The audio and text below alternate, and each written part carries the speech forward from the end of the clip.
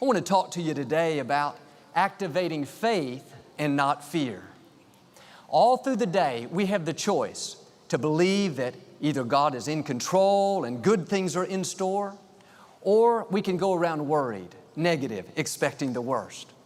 I hear people say, I'm afraid I'm going to get laid off. I'm afraid my marriage is not going to last. I'm afraid my children are going to get into trouble. They don't realize it, but they're activating fear instead of faith. Fear and faith have something in common. They both ask us to believe something is going to happen that we cannot see. Fear says that pain in your side is the same thing your grandmother died from. It's going to be the end of you. Faith says that pain is not permanent, it's only temporary. Fear says business is slow, you're going to go under. Faith says God is supplying all of my needs.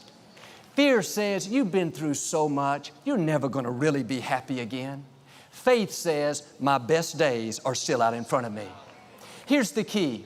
Whatever you meditate on is what's going to take root.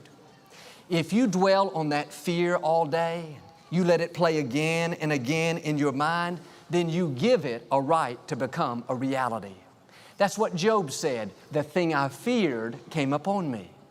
Fear is using your faith in the wrong direction. Your faith will work in the negative just as well as it will the positive.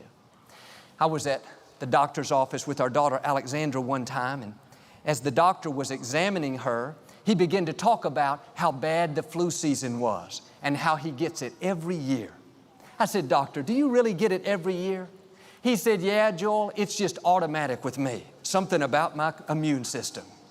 He was so convinced he was expecting it. 6 weeks later, we were scheduled to go back for Alexandra's checkup. His office called, said, don't come today, the doctor is out with the flu. I thought his faith is working. He got just what he was believing for. The problem is he was using it in the wrong direction. Just as faith can bring in good things, fear can bring in negative things. When you go around worried, expecting the worst, it's like you're inviting that into your life. Well, I'm afraid I'm going to get the flu. You just invited the flu. I'm afraid I might get laid off. You just invited a layoff. No, turn it around. Quit inviting defeat, sickness, bad breaks, and start inviting victory into your life. Use your faith in the right direction. Years ago, I was facing a situation that had the potential to turn out badly. It had gone on for months and months.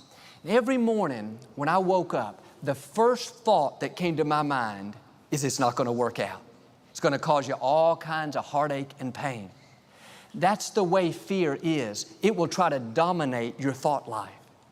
If you allow it, fear will keep you awake at night. I was so tempted to be worried and stressed out. One day I heard God say something to me, not out loud, but just an impression down in here. He said, Joel, if you keep worrying and going over all the reasons why it's not going to work out, then because of your worry, it's going to come to pass. But if you will trust me and use that same energy to believe, I will turn it around and use it to your advantage. When I heard that, I gained a new perspective. I realized that fear, worry, negative thinking is not just a bad habit, that allows the negative to become a reality. Read an article in the paper a while back about a 24-year-old Marine. He was about to report to his second tour of duty in Iraq. Before he left, he told his family and friends this would be his last tour. He would not make it out. His family, friends, they tried to encourage him. Don't say that. Yes, you're going to make it out. He said, no, I feel it so strongly. This is going to be the end. Before he left, he wrote farewell letters to his wife and 2 children, telling them goodbye. He was not only convinced in his thinking, but he acted on that fear. 3 months later, while he was on a mission, just like he thought, he hit a landmine and lost his life. The thing he feared came upon him. But I wonder what would have happened if he would have replaced that fear with faith. What if he'd have gone around saying, Father, thank you that no weapon formed against me will prosper. Lord, you promised your angels would watch over me and keep me from dashing my foot against a stone. I don't know, maybe He would still be here. But I know this, when you agree with fear, you are giving what you're fearing the right to come to pass. The Scripture talks about how when any two of us agree, it shall be done. That's a promise that when we stand in faith with another believer, God will do what He said. Well, I believe that principle is true even in the negative.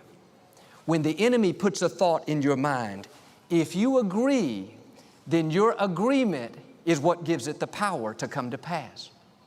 But if you don't agree, you turn it around. The thought says, your children are going to get into trouble. No, I don't agree. My children will be mighty in the land. My children will fulfill their destiny. You just stop that fear from coming to pass. The thought says, you better not go out today. You're going to have an accident. No, I don't agree. God has a hedge of protection around me, a bloodline that the enemy cannot cross. Well, that sickness is going to be what you die from. It's been in your family line for 3 generations. No thanks, I don't agree. With long life, God's going to satisfy me. Here's the key. Don't come into agreement with the fear. If you don't agree, the only way it can come to pass is if God gives it the permission. And if God does, you can rest assured it's not going to work against you, it's going to work for you. Now pay attention to what you're coming into agreement with.